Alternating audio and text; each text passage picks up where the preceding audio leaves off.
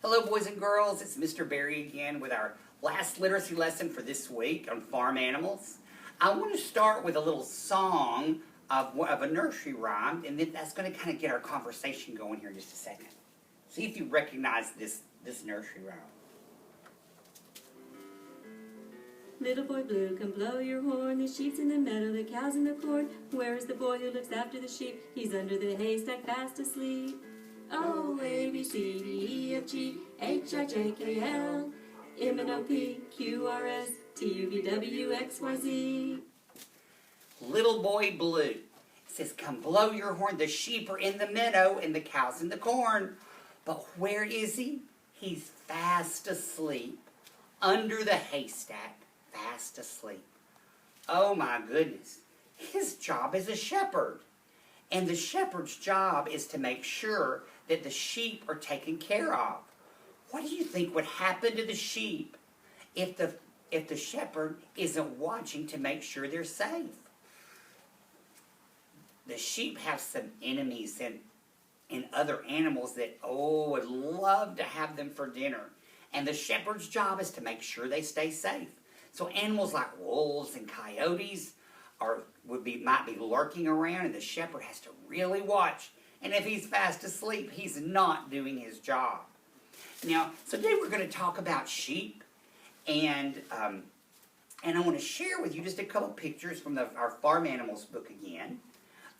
Here's the sheep right here, and also a relative of the sheep that's a close cousin, the goat. And they look very similar if you think. But now, with sheep are mostly raised on farms for their wool, their big, thick coat.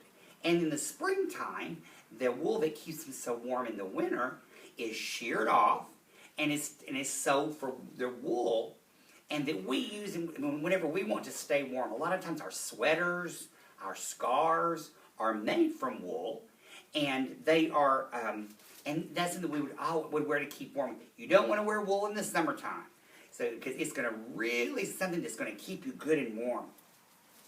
Let me show you some more pictures right here of sheep. And you can see the sheep come in lots of different colors. There's brown and kind of a creamy white. This one over here has some spots on him. So they're not always just the creamy white like we saw in the other book. So you'll see sheep that look very differently. And sheep are, do you know the sound a sheep makes? That's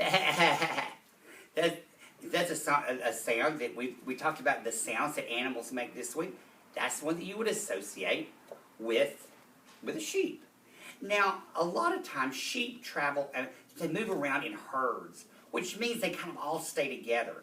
But sometimes it's easy for a sheep to get away from the herd. So a lot of times farmers will keep, with their sheep, they will keep a dog.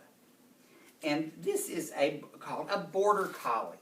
These dogs are raised to kind of keep all the sheep in line and all together. And they will run around the sheep and kind of bark at them. But the sheep know that he's not barking at them to scare them. He's barking to kind of keep them together.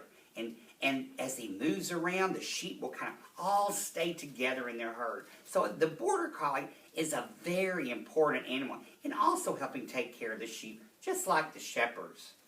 Now, one thing, sometimes we call the dog that kind of takes care of the sheep a sheepdog. And the word sheepdog is kind of taken two words together, one of our compound words. So if you have sheep and you have a dog and you put those words together, you've got a sheepdog. Just like that. Now, if we take away the dog part, what word do we have? Sheep. And then if we take away the sheep part, what do we have? Dog. So taking those two words together gives us the one word, sheepdog. Just like that. Now, boys and girls, this week we have talked about a lot of different animals. Remember, we talked about chickens and roosters. We talked about pigs and cows and horses. and sheep and sheepdogs. And I want you to think, as we've talked about all these animals, about some things that you've learned this week. And I want you to share those with Mom and Dad. And kind of share all the things that you've learned this week in our literacy lessons here in pre-K. Now, next week, we're going to be talking about more animals, but they're going to be animals that usually live in the zoo. So be looking forward to that this next week, and I will see you with more lessons coming up soon. Bye-bye.